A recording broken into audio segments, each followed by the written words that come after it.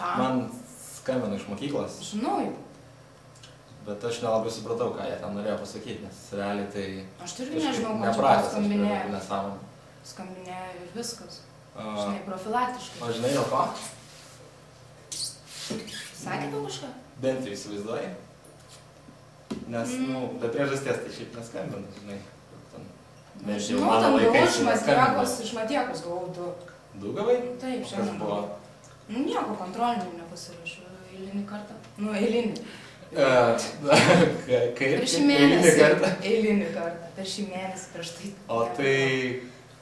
Kodėl tu nepadarai? Ta prasme, tu nesiraši, nes tu manai, kad tu viską labai gerai mokė ir nėra ko tau ruoštis jau ar kas? Aš net neturiu laiko galvoti apie...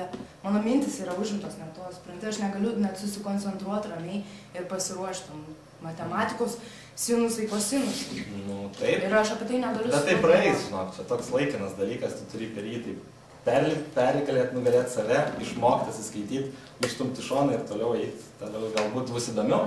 Praeis kada?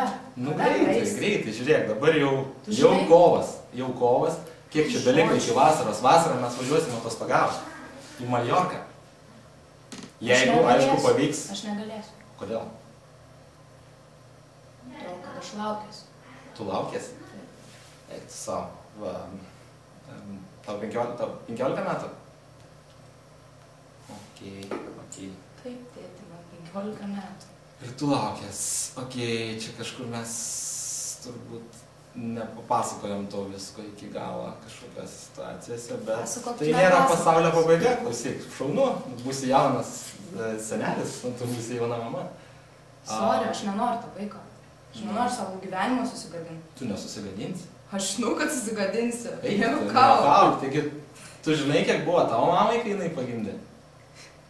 Neskaičiavau. 17. Rimtai, nieko čia baisau, žinok. Iš pradžių tik atrodo labai labai blogai, bet paskui, kadagi bus, aš noriu tapti aktorė, man tas vaikas trukdys tik tai siekti karjeros. Netrukdys, kaip tik dar rimčiau atrodys. Aš ten būsiu modelis, būsiu aktorė, vaje, kiek mano svajonių. Žinok, tavo amžius. Tas vaikas man trukdo, aš turiu pasidaryti abortą. O kaip jisai tau trukdys? Aš turiu pasidaryti abortą. Ne, tai neišeitis. Kodėl? Mes ne Lenkijoje gyvenam. Paskui šitas abortas. Mes ne Lenkijoje gyvenam. Taip, bet mes gyvenam Lietuvoje ir čia yra puiki šalis ir puikiai ateitis bus mūsų vaikų.